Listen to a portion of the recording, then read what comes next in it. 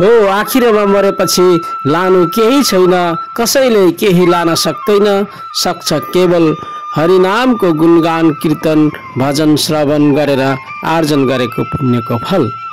Shri haricot गुणगान कीर्तन श्रवण गरौँ, अझै पुण्य आर्जन गरौँ र परलोकलाई चाहिने धन आर्जन गरौँ भन्ने मानस लिएर ओदालगुडी जिल्ला अन्तर्गत माझबाट खाम्तोबारी गाउँ निवासी श्रीमान दधिराम सन्यासी र परिवारवर्गले ठुलो महान कर्म थाल्न आँट्नु भएको छ। श्रीमद् भागवत महापुराण आफ्नै घर आँगनमा लाउने उहाँहरूले जमर्को गर्नु भएको छ।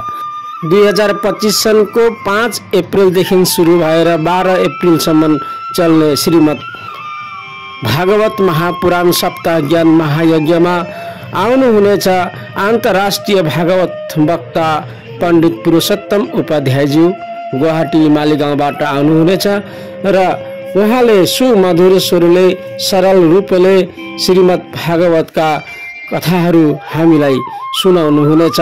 श्रीहरिका लीला गुणगान महिमाहरू हामीलाई सुनाउनुहुनेछ र आऊ हामी सबै मिलेर खाम्तोबारी पास्नेखुट्टी गाउँ निवासी दधिराम सन्यासीको गृह प्राङ्गणमा उपस्थित भई श्रीमद् भागवत महापुराण सप्ताह ज्ञान यज्ञमा सामेल भई श्रीहरिका श्री विष्णुका श्री कृष्णका कथाहरू श्रवण गरौँ, पुण्य आर्जन गरौँ।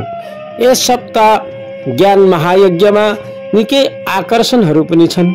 भागवत कथाको बीचबीचमै नाटकीय रूपमा झाँकीहरूद्वारा प्रदर्शन हुनेछन्।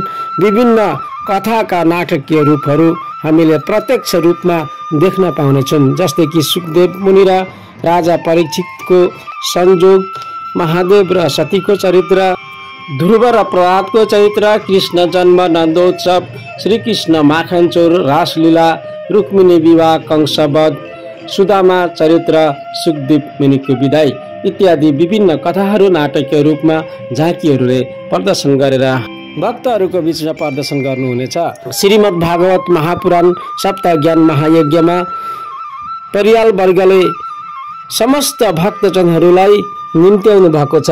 जसले जसरी भए पनि जुन माध्यमबाट भए पनि खबर पाउन साथ यहाँका घरमा आई उपस्थित होइदिनलाई आह्वान जनाउनु भएको छ। आउनुहोस् मेरा साथी लोकनाथ सन्यासीका पिताजी श्रीमान दधिराम सन्यासीज्यूको यस महान उद्देश्य पूर्ण गर्नका निम्ति र आफैले श्रीमद् भागवतका कथा श्रवण गरेर पुण्य आर्जन गर्नका निम्ति सधैँभरि नै यस श्रीमद् भागवत कथा ज्ञान महायज्ञमा सामेल हौँ। ओम नमो भगवते वासुदेवाय।